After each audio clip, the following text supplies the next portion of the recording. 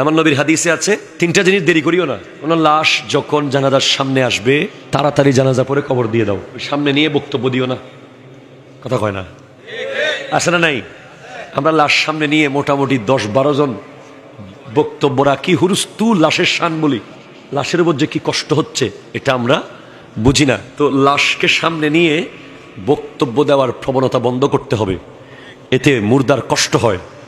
ওনার কারাগার থেকে উনি বের হয়ে গেছে, দুনিয়ার কারাগার থেকে, এখন উনি নেককার, ওনার জান্নাত অপেক্ষা করতেছে। আপনি 1 মিনিট এখানে কারাগারে রাখতেছেন জোর করে ওনাকে, ঠিক কিনা কথা জোরে বলেন। এরপর অনেক সময় আমরা দেখি বিদেশ থেকে কে আসবে 8-10 ঘন্টা ফ্রিজে, কেন না? বাস ওনার জন্য এসে দোয়া করবে। বিদেশ থেকে একজন লোক, ভাই ছেলে ভাই বোন কে আসবে, তার জন্য একটা মানুষকে বরফের ভিতরে আপনি ঢুকিয়ে রেখেছেন, না, তার উপর জুলুম করেছেন, এটা করা যাবে না। কসরু আজমিল মাইয়াতে কাকাসরিহি হাইয়ান, হাদিসে আছে একজন মুর্দার মরার পরে হাড্ডি ভাঙা জীবিত অবস্থায় হাড্ডি ভাঙার চেয়ে আরো কঠিন কষ্টের। তো মানুষকে বরফে রাখতে পারবেন আপনি? 10 মিনিট রাখা যাবে বরফের ভিতরে? আপনি এসি একটু বেশি বেড়ে গেলে আপনি কমাই দেন, ফ্যান শীতকালে একটু বেশি চললে আপনি বন্ধ করে দেন। আপনি একটা লাশকে ঘন্টার পর ঘন্টা বরফে রাখেন, আপনি জুলুম করেন। কথা জোরে বলেন না, এগুলো করবেন না। 2, কোন মেয়ে বিয়ের উপযুক্ত হয়েছে সাথে সাথে বিয়ে দেন, সাথে সাথে না মাস্টার্স পাস করাবো, না না দেখি আরো না, প্রতি মুহূর্তের গুনাহ বাবার কাঁধে। যতক্ষণ ওই মেয়ে আপনার কাস্টডির মধ্যে আছে, তার বেপরদাগি, তার গুনাহ, তার ফেসবুক, তার মেসেঞ্জার, তার চ্যাটিং, তার হাঁটা, তার চলা, তার শপিং, যা যা যেখানে যেখানে সে বেপরদা যাচ্ছে, প্রত্যেকটা গুনাহ বাবার কাঁধে। বাবার পরে ভাইয়ের কাঁধে, ভাইয়ের পরে স্বামীর কাঁধে, স্বামীর পরে আবার সন্তানের কাঁধেও যাবে। যদি মা বেপরদা চলে, ছেলে যদি আদবের ভিতরে মাকে না বুঝায়। আমাজান হযরতে ফাতেমাতুজ জাহরা রাদিয়াল্লাহু তাআলা জিজ্ঞেস করছেন, ইয়া রাসূলুল্লাহ আমি কতটুকু পর্দা করব? নবীজি বলেছেন, যতটুকু আগুন থেকে বাঁচাতে চাও, যতটুকু আগুনে পোড়া থেকে বাঁচাতে চাও ততটুকু পর্দা করো। আমি আল্লাহু আকবার, আমি বলেছি আপনাদের আনোয়ারার বক্তিয়ার পাড়ার কথা আমি সব জায়গায় বলি, পর্দার কথা। ওখানে একটা আনকমন পর্দা আমি দেখেছি, বাংলাদেশে কোথাও দেখি নেই।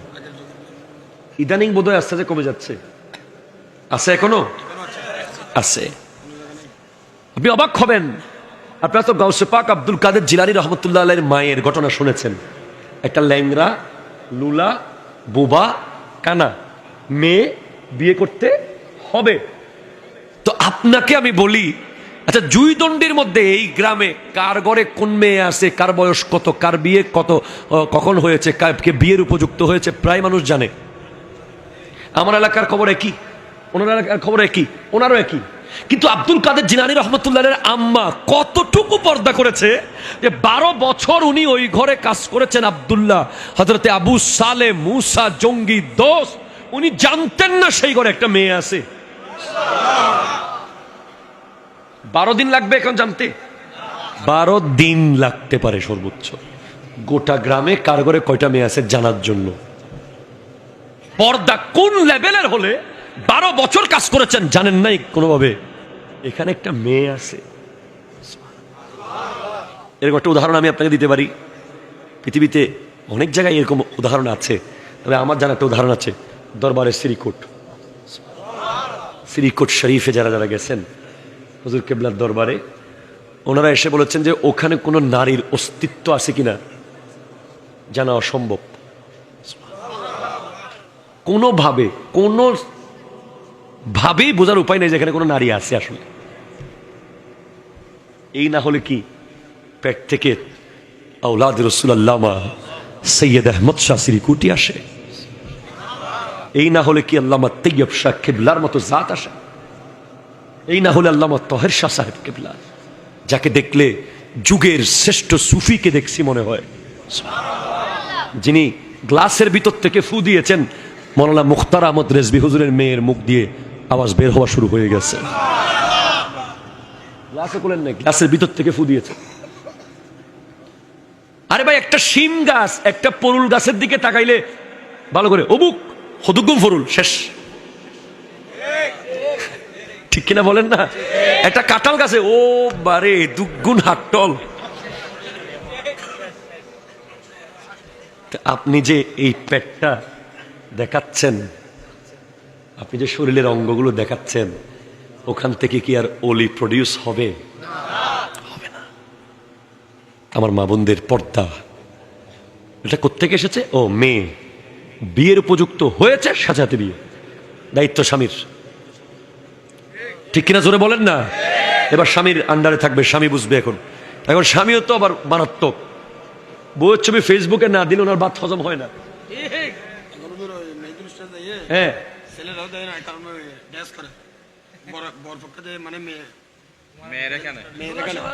লা হাওলা ওয়ালা কুওয়াতা ইল্লা বিল্লাহ, লা হাওলা ওয়ালা কুওয়াতা ইল্লা বিল্লাহ। সবাই বলেন লা হাওলা ওয়ালা কুওয়াতা আস্তাগফিরুল্লাহ রাব্বি মিন কুল্লি যামবিন ওয়া আতুবু ইলাইহি।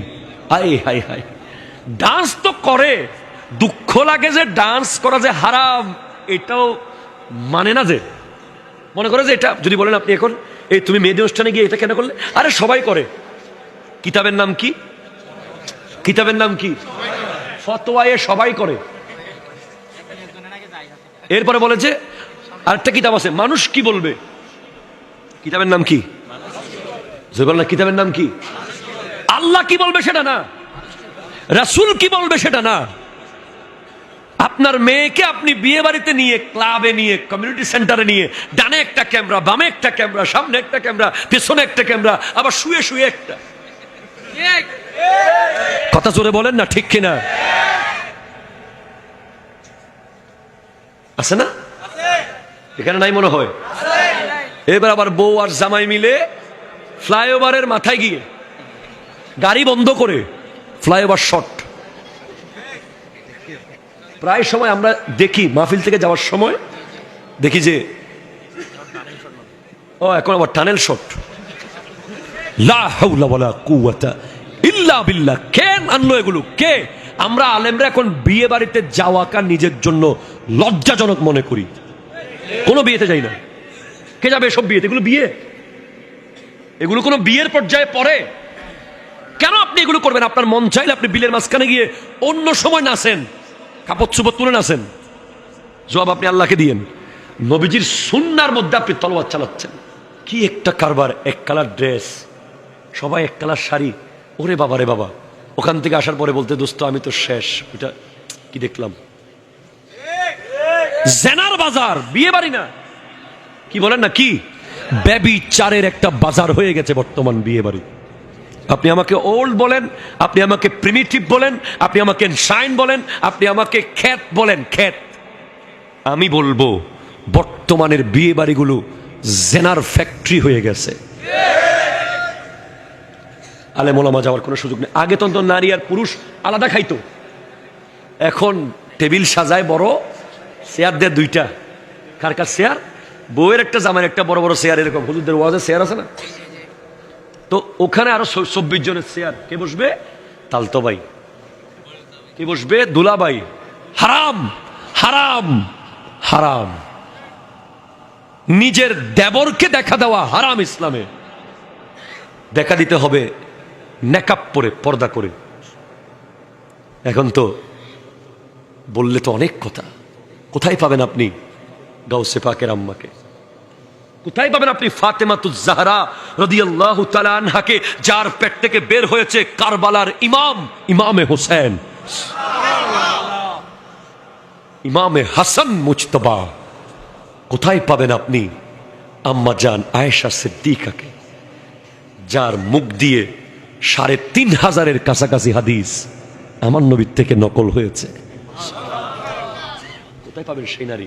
কোথায় পাবেন খাদিজাতুল কুবরা রাদিয়াল্লাহু তাআলা আনহাকে, যার পেট থেকে ফাতেমা বের হয়েছে? নাই।